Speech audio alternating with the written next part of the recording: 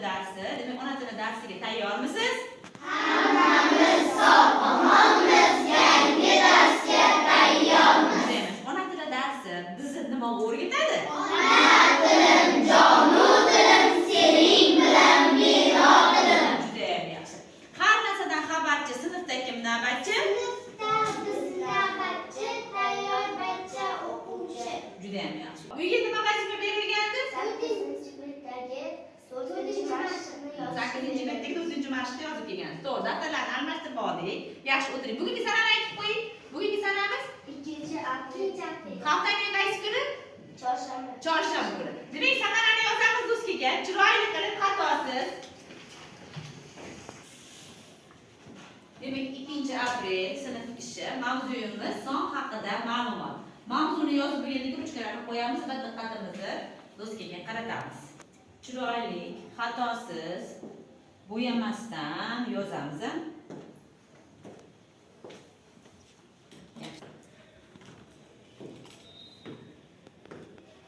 O'quvchilar, hozir sizlar bilan ona tili darsimizni yangi mavzuni o'tishimizdan oldin o'tirgan mavzuni bir mustahkamlash maqsadida.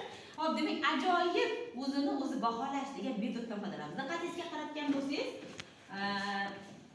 oq qog'ozlarimizda 5 raqamidan 5 ta, 4 raqamidan 5 ta, hop, 3 bahodan esa 5 ta qog'oz yopishtirilgan. Bu demak nimani anglatadi? Agar siz o'sha darsda zo'r, mukammal bilaman, siz 5 bahoni tanlab o'sha savollarga javob berishingiz kerak. Agar sal qiynalyapman siz 4 bahondagi savollarga javob berasiz. Agar men susturolman siz, demak 3 bahoni tanlab 3 bahoni orqasidagi savollarga javob berishingiz kerak. Chunki 3 bahoni orqasida bitta savol bor.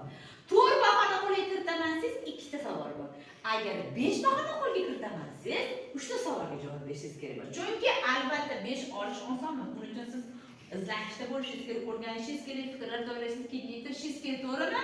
Ozgina boshimizda qoldirishimiz kerak, mehnat qilishimiz kerak, ter to'kish kerak. Ana shundagina olingan bilim toshga yozilgan naqshdek deb bekorga aytilmagan. Shuning uchun yaxshilab o'rgansangiz o'sha 5 bahoni qo'lga kiritasiz. Qani natijalar qanday bo'ladi? Qani kim chiqadi? Kim 5 ni, kim 4 ni, kim 3 ni tanlaydi? Qani? Tajribalar. Qaysi bahoni tanlaysan, qizim? 5. Demak, o'ziga 5 bahoni qo'yapti. Qani ko'ramiz. 5 bahoni orqasidagi savollarga javob beryapti. 3 ta savolga, demak, men 5 ni qo'lga kiritgan bo'lasan. Tushundingmi? So'z turkumlari, qaysi so'z turkumlarini o'tdik? Yaxshi. Ikkinchisi, undosh harflarimizni necha turga bo'ldik? 2 turga, jarangli va jarangsiz. Jarangsiz. Yaxshi. Uchinchisi, qanday gap turlari bor? So'roq gap, talab gap va so'roq gap, darak gap, buyruq bor. Qarzdicharamiz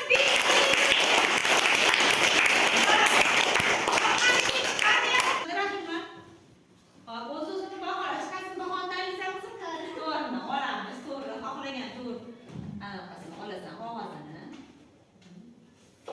Hop, to'g'ri raqamini orqasidagi savolni o'qiyman, diqqat bilan eshiting, qizim. 1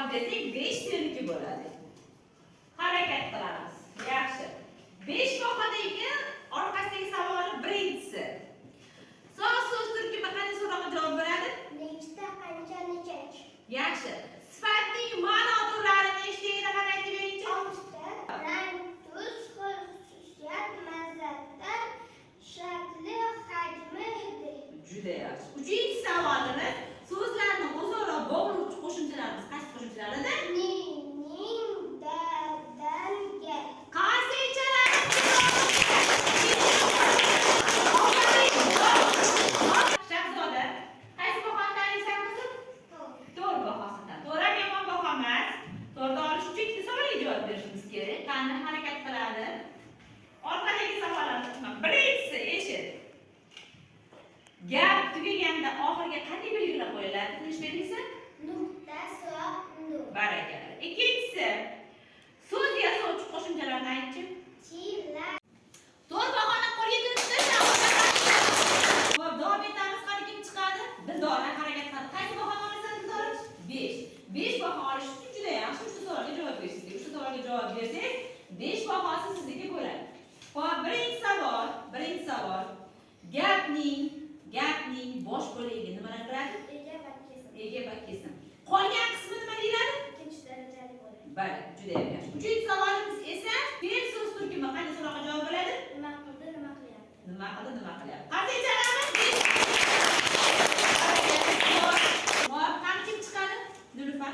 Qaysi bahoni tayyorlaymiz? To'rt. Yaxshi. To'rtni bahosini olishimiz uchun ikkita savolga javob berishimiz kerak bo'ladi. Yaxshi.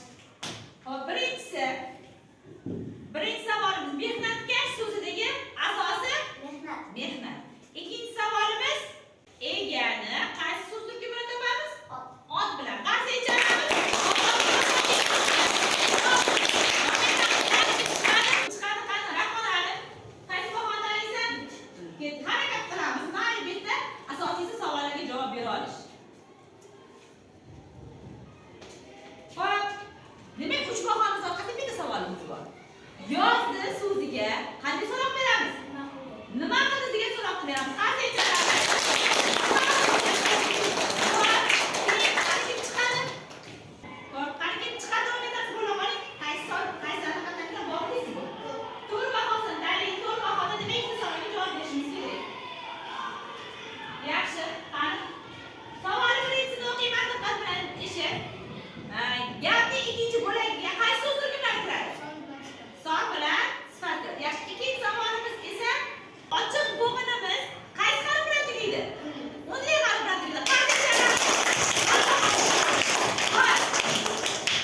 O'z-o'zini baholash metodida mana shunday o'quvchilarimizni o'tirgan mavzuni mustahkamlash maqsadida o'sha 5 ta 5, 5 ta 4 va 5 ta 3 baholarimiz jamiki 15 ta o'quvchini baholash imkoniyatini beradi. Shuning uchun darsingizni qo'llab ko'ring, natijalarini ko'rasiz. E'tiboringiz uchun rahmat.